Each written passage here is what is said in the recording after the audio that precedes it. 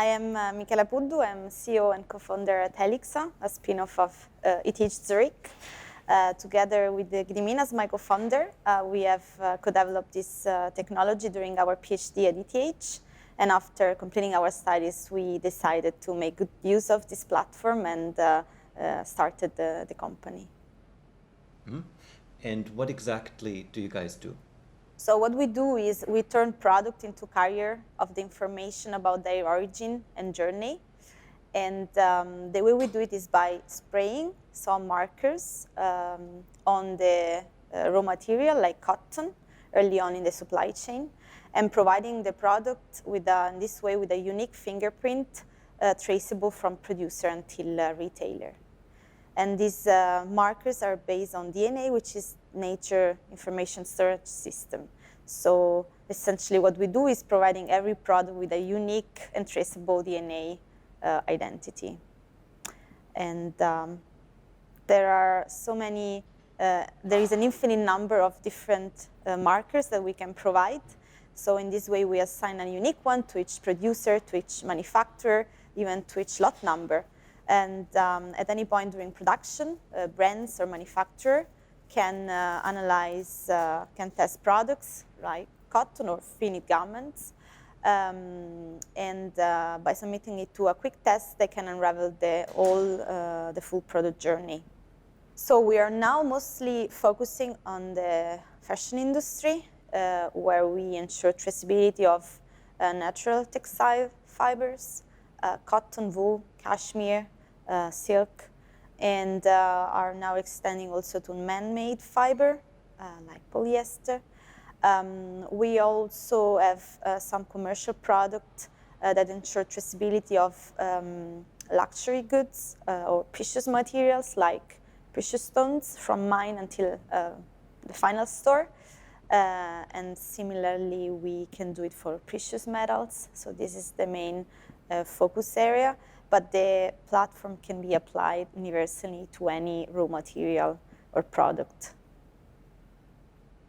When you think back to how you got started with the company, since then, what has changed? Well, everything. Essentially, we started from nothing. So there was a technology, so there were scientific results, but there wasn't a company, there wasn't a team, there wasn't a commercial product. So we had to initiate all of that, incorporate company as a legal entity, and learn all the details and things to do that are associated with it, and then slowly start building and growing a team, and then turning the initial technological platform into an actual commercial product ready to be sold. For you, being an entrepreneur, what does that mean? Being an entrepreneur means having, for sure, a very busy schedule, but also having a vision. So these two things go together. So you have a big drive, and you are fully focused in achieving your goal, and you are ready to do everything it takes. So a lot of work, a lot of commitment, but also a lot of reward. And these are all the good things. And then also there is also the other side, which is you have a lot of responsibilities suddenly that you don't have as a PhD. You have to take decisions sometimes quickly. So it's different. It's a different world. Mm-hmm. Okay. Shall I continue? I don't know. Of course. I mean, anything that you feel adds to this. You have to. I mean, you are often out of. I mean, it's very cliche to say, but it's true. You are often out of your comfort zone, and at the beginning, pretty much every situation is outside your comfort zone, and then you start being comfortable in those situations. This is part of the learning. So being exposed to questions or critics or public speaking, talking to investors or potential clients, and be able to sell at the same time, defend what you're doing, but still being honest and professional. I mean, you have to learn many different things, also on the networking side, on the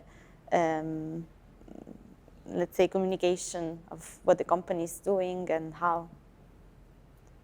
How did you learn these skills, these entrepreneurial this skill set? I mean, my mother is her own business, so I could be inspired in that sense, in a way that I had a strong role model coming from my family. She's a hard worker and also very committed with what she's doing. But this doesn't mean that gave me the skills. So I had a model, but I didn't have skills. So those skills had still to be acquired. And so the way we did it is I was from the beginning the one that was mostly going to public events, speaking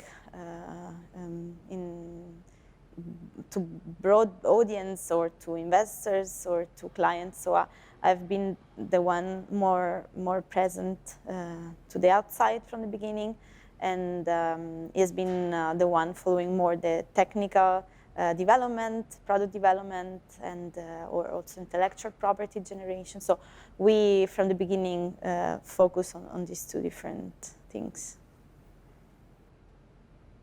Mm-hmm. And for you starting the company here in Switzerland, do you think this was only possible here, or could you have done this anywhere? So the technology was born at ETH, so made for us totally sense to stay here. We received grant from the school, from ETH Zurich. We received also grant from other programs, initiatives that are based in Switzerland, some no-profit organization, some startup competitions. So Switzerland is a very good place to get initial funding for startup, which becomes more complicated at a later stage. But in the really early stage, it's a great place to be.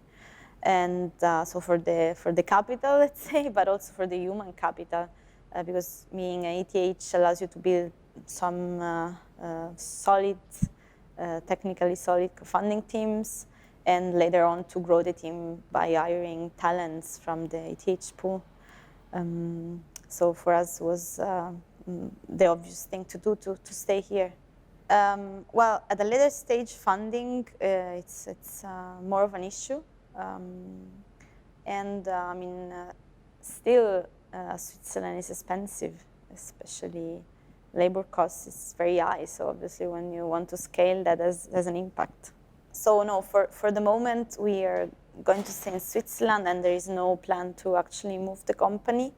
But in the future, we might either outsource some activity externally and outside Switzerland, or have maybe another subsidiary somewhere else. But it's not in the short term. How do you see yourself as part of this bigger movement towards more sustainability, more responsibility, and more social impact? Yeah, I mean, now sustainability is a keyword, and it's I mean, in every aspect of our lives and of business. So if you look at food, but and now more and more also in the fashion industry is coming. Consumers are demanding for more transparency. They want to know where the food they eat is coming from, or the clothes they wear, who made their clothes, how. And in this sense, I mean, we are really what we are doing. It really comes at the right timing, because it's what it is demanded by the consumer side, and is also what is needed for the planet. Because I mean, we see more and more that we need to shift a little bit the way business is currently done. And so there will be the need of new green business model and new approaches to production, which involve less energy consumption, less CO2 emission, less waste.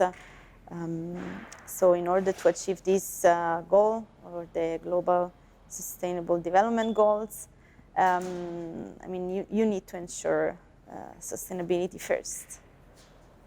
How important is it for you with your startup, for you guys to make an impact in the world? Yeah, I mean, it's, I think our vision, it's a really impactful one, because I mean, many of the current global problems are linked to the way that goods are produced and to the complexity of nowadays global supply chain. So what we are doing can have a huge impact in not only making business activities more efficient, but also more respectful for the environment and for the people who are in the end producing these goods. So it has a big social impact and a big environmental impact what we are doing. And I mean, this is for us, I mean, it's for us a big drive. And I think both, the more we dive deep into supply chain and all of the production aspects, we started also ourselves more and more being more committed as individual and caring more about the things we buy ourselves or how we consume. So now I pay a lot more attention to the clothes that I'm buying. So I'm not just saying it, but I'm actually committed to do it myself, or I change even diet. So I quit eating meat, and more and more even dairy, which goes a little bit with the learning of the ethical and sustainable or unsustainable impacts that the production of these goods can have. For you as an entrepreneur, do you feel that there's a new way of running a startup, of running a business, as opposed to like an old way of doing that? I mean, now you can still run a business the old way, but if you don't start to change and implement some measures that go in that direction, I think in the medium term you would be out of business. I mean, we're reaching a turning point, and what is now still an option or a choice soon will become imperative. Changing the way business is done is not just good for the planet, but also for companies, for their own business. So companies that take care of this aspect in the long term will be more profitable, will have less risks and less costs, and also will be able to attract more investments. I mean, already now there are a lot more investment into sustainable initiatives or products. Is there some kind of advice maybe that you have for somebody who wants to become an entrepreneur? Yeah. You know, maybe as a mentor, something like this? So I wouldn't have, again, a step-by-step guide on how to start your business, but I would say that if you have an idea, you believe in it, and you see a potential, then I wouldn't think too much on how to do things in detail, or what could happen, or what could be the worst possible outcome. I would just get started, and then you figure out on the way. I mean, you can learn many things faster than you believe, and I mean, you will then overcome challenges when they're presented, when they materialize. yeah, maybe an advice that I could give to is planning to start his own business is to choose wisely her or his co-founder, because it's going to be the person you are going to share most of the experience, the good and the bad. And it's important that you are always aligned and you have a similar thinking. And I would say that not only have a similar way of working, so on that are aligned on a professional level, but also on a personal level. So you need to share some values eventually, and make sure that like these synergies are maintained throughout their whole journey, because it's very important. It's, you're gonna have up and down, and it's important that the support that you can get one from another, I believe is crucial, actually. And having someone you can count on, you can rely, that you know that works and things in a very similar way you do, it's extremely helpful, and I would say essential. In your experience, what do you think is the difference, between what people perceive as the life of a startup entrepreneur and the reality? Yeah. So I think often when you see entrepreneurs talk or a documentary, you always look at the bright side. So big successes and reward and great achievements, amazing teams. And what sometimes you don't see what's behind the scenes. And so maybe to get to that success, you have to go through maybe 10 failures and be able to absorb all of them and keep on. So be resilient. Or every team, for how amazing that can be, can have internal issues at some point that you need to solve, and it's maybe very delicate, the human resource aspect, or even that as an entrepreneur you attend many events, or you are actually always surrounded by people. You are rarely alone in a room. So you're always talking, networking, interacting, communicating in different ways. And so it might seem that it's the most social career that you can do. But in the end, there's also a very lonely aspect, because when you have to take some decision, you carry some responsibility of worries. In the end, you're by yourself. So that's maybe not sometimes highlighted. On a side, it's normal. Everyone communicate the good things. Every company, you wouldn't post failure on your company social media account. So, we also see that. They see all these great awards that we got, this great traction that we have, all the customer that we gain. And so, it happens to me sometimes to meet friends or other entrepreneur fellow asking, so business is great, your life is so amazing and smooth, but it's not always the smooth. So to get there, you also need to go through troubles and a lot of work, and so it's not always all the way down. And dealing with these ups and downs, has that become easier for you over time? Yeah, for sure. So, you learn to keep a level of steadiness. And so things that at the beginning were worrying you more, now becomes, okay, that's just another hassle that we're gonna solve.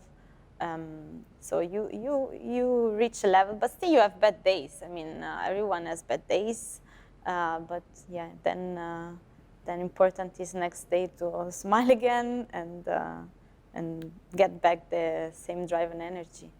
But I think you need to have some of these in your personality. I'm not sure if someone that is easily dragged down can completely switch this aspect. I think you need to have it a little bit in yourself, like a capability to think positive and to always push it no matter what. I mean, I often do the parallel between entrepreneurship and sports. So there are very similarities in those, and I'm very sportive entrepreneur. So I think that's one aspect of entrepreneurship that I really like, because they both, I mean, can be extremely rewarding, and I mean, you can enjoy very much doing these things, and at the same time they require discipline, constant level of commitment, sometimes acceptance of fear or of failure. And they both can have a very positive social impact, create role models. So I really like this aspect that connects sport with entrepreneurship, and that makes it appealing to me and enjoyable. I mean, I like the challenge. I like the possibility to have an impact and to be rewarded by having this impact. And I mean, sometimes my parents are concerned about my lifestyle. I try to balance it out, but sometimes it gets overwhelming. And so they hear all these stories and they say, oh, I mean, you have a lot to handle. And so sometimes they ask, like, is it really worth it? Like, I mean, maybe you could have a more relaxed life without so many thoughts all the time. And I always answer my mom, is it worth being a parent? And I guess, I mean, if you are, you can't imagine not doing it because it's part of who you are. So it becomes like a baby, and it's really part of what you are. It's of what you do every day. The reason why you wake up in the morning. I mean, not the only one, but it really has it's a big part of your life.